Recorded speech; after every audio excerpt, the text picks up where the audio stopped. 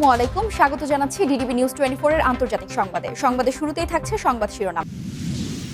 যুদ্ধ হলে ট্রাম্প এমন শিক্ষা পাবে যে বিশ্বে আর দাপট দেখাতে পারবে না।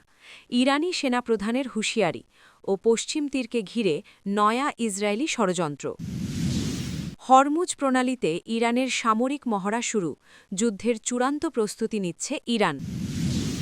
যুক্তরাষ্ট্র হামলা চালালে ইরানকে সহায়তার ঘোষণা আফগানিস্তানের। ভারত মহাসাগরে তেলবাহী জাহাজ দখলে নিল মার্কিন বাহিনী।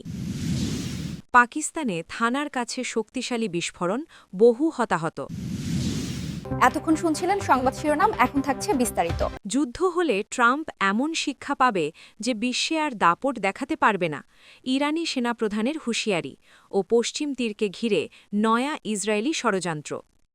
ইরানের সশস্ত্র বাহিনীর চিফ অফ স্টাফ বলেছেন, ট্রাম্পকে বুঝতে হবে তিনি এমন এক শিক্ষণীয় সংঘাতে পা রাখতে যাচ্ছেন যার পরিণতি এমন হবে যে তিনি আর বিশ্বের দাপট বা বলদর্পিতা দেখাতে পারবেন না।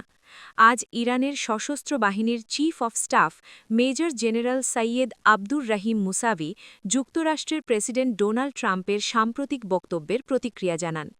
পার্স টুডের প্রতিবেদন অনুযায়ী তিনি বলেছেন, নিজেকে মহাশক্তি দাবি করা যুক্তরাষ্ট্রের প্রেসিডেন্টের এ ধরনের কথা একজন রাষ্ট্রপতির মর্যাদার সঙ্গে সঙ্গতিপূর্ণ নয় এবং তা হালকা ও দায়িত্বজ্ঞানহীন।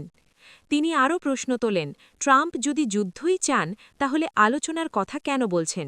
ট্রাম্পকে জানতে হবে তিনি এমন এক শিক্ষণীয় যুদ্ধে প্রবেশ করছেন যার ফল হবে এই যে তিনি আর বিশ্বে দাপট বা বলদর্পিতা দেখাতে পারবেন না। হরমুজ প্রণালীতে ইরানের সামরিক মহড়া শুরু, যুদ্ধের চূড়ান্ত প্রস্তুতি নিচ্ছে ইরান। হরমুজ প্রণালীতে সামরিক মহড়া শুরু করেছে ইরানের Islamic revolutionary guard corps IRGC। সোমবার ধারাবাহিক সামরিক মহড়া শুরু হয় বলে জানিয়েছে দেশটির রাষ্ট্রীয় গণমাধ্যম। পারস্য উপসাগরের এই সংকীর্ণ জলপথটি বিশ্ব জ্বালানি ব্যবসার জন্য অত্যন্ত গুরুত্বপূর্ণ। রাষ্ট্রীয় টেলিভিশনের খবরে বলা হয়, IRGCর প্রধানের তত্ত্বাবধানে নৌবাহিনী এসব নিবিড় মহড়া পরিচালনা করছে। সম্প্রতি যুক্তরাষ্ট্র উপসাগরীয় অঞ্চলে বড় আকারের নৌবাহিনী মোতায়েন করার পরই এই মহড়া শুরু হল। হরমুজ প্রণালী বিশ্ব তেল পরিবহনের অন্যতম প্রধান রুট হিসেবে পরিচিত, ফলে সেখানে সামরিক তৎপরতা আন্তর্জাতিক অঙ্গনে বাড়তি নজর কাড়ছে। এদিকে যুক্তরাষ্ট্রের সাথে দ্বিতীয় দফায় আলোচনার জন্য জেনেভায় পৌঁছেছেন ইরানের পররাষ্ট্রমন্ত্রী আব্বাস আরাগচি। ইরানের রাষ্ট্রীয় টেলিভিশন সোমবার জানিয়েছে, ওয়াশিংটন ইসলামিক প্রজাতন্ত্রের ওপর চাপ অব্যাহত রাখার পাশাপাশি আলোচনার বিষয়টিকেও গুরুত্ব দিচ্ছে। তেহরান বলছে, ওমানের মধ্যস্থতায় পরোক্ষ ইরান মার্কিন পারমাণবিক আলোচনা মঙ্গলবার অনুষ্ঠিত হবে। যদিও ওয়াশিংটন এর আগে ইরানের ব্যালিস্টিক মিসাইল এবং আঞ্চলিক প্রক্সিদের সমর্থন সহ অন্যান্য বিষয় নিয়ে আলোচনা করার চাপ দিয়েছিল। জুন মাসে ইসরায়েল ইরানের বিরুদ্ধে নজিরবিরোধী বোমা হামলা চালালে পূর্ববর্তী আলোচনা ভেঙে যায়।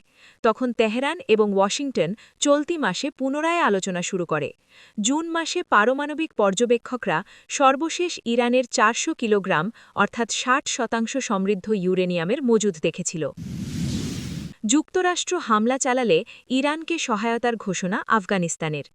ইরানের উপর যুক্তরাষ্ট্র কোনো সামরিক হামলা চালালে এবং ইরান সহায়তা চাইলে তাদের সহায়তা করার ঘোষণা দিয়েছে আফগানিস্তানের তালেবান সরকারের মুখপাত্র জাবিহুল্লাহ মুজাহিদ। গতকাল রবিবার 15 ফেব্রুয়ারি তিনি বলেন, ইরানের প্রতি আফগানদের সহানুভূতি থাকবে এবং ইরান চাইলে সহায়তা করা হবে। ইরান সাম্প্রতিক সময়ে সহনশীলতা দেখিয়েছে, তিনি উল্লেখ করেন, তাদের প্রত্যাশা থাকবে ওয়াশিংটন ও ইরানের মধ্যে কোনো যুদ্ধ বাঁধবে না। জাবিহুল্লাহ মুজাহিদ বলেন, আফগানিস্তান যুদ্ধের পক্ষে নয়, তারা আলোচনার মাধ্যমে শান্তিপূর্ণ সমাধান চান। ইরান ও যুক্তরাষ্ট্রের মধ্যে কয়েকদিন ধরে আলোচনা চলছে।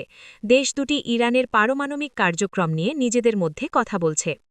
গত কয়েকদিন ধরেই মধ্যপ্রাচ্যে অস্থিরতা বিরাজ করছে।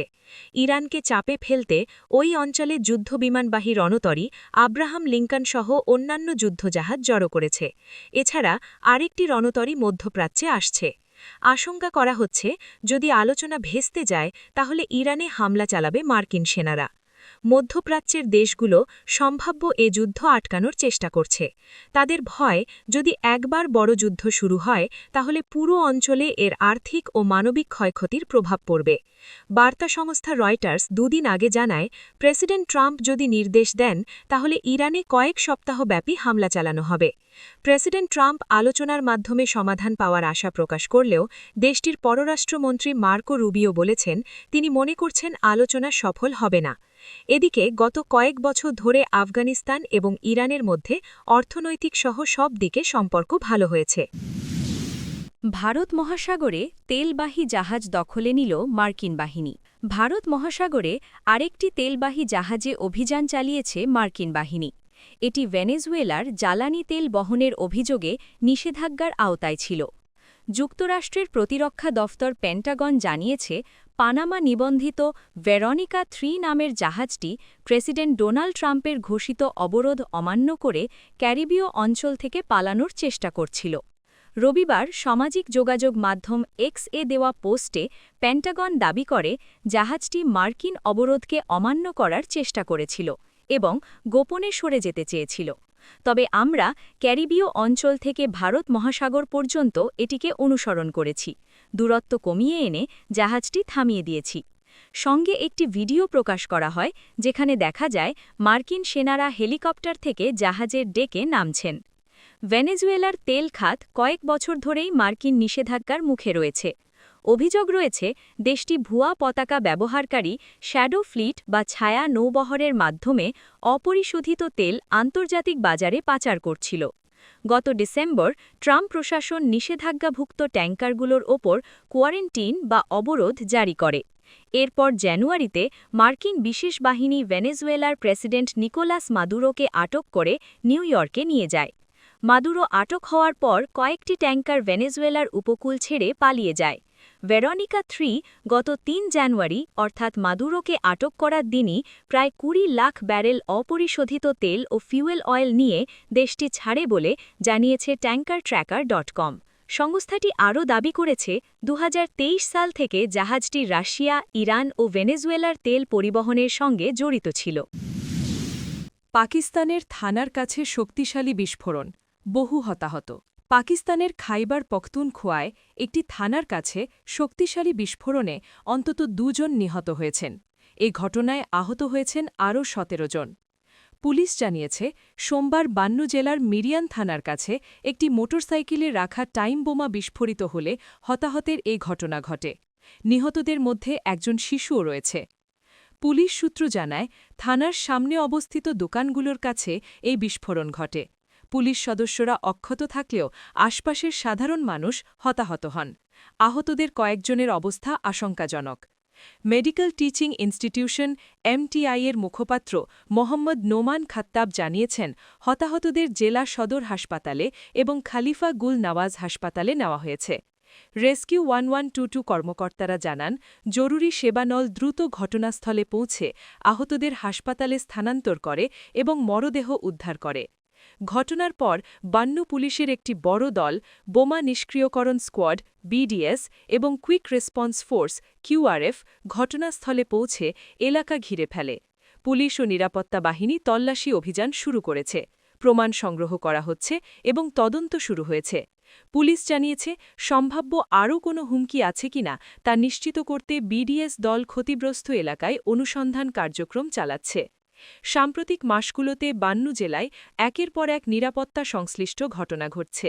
গত জানুয়ারিতে ডোমেল এলাকায় এক বিস্ফোরণে 2 কিশোর আহত হয়েছিল যাদের একজন 2 সপ্তাহ পর মারা যায় একই মাসে ডোমেলের সাবেক নাজিম ফিদা মোহাম্মদ খান ওয়াজির তার কার্যালয়ের বাইরে বোমা বিস্ফোরণে আহত হন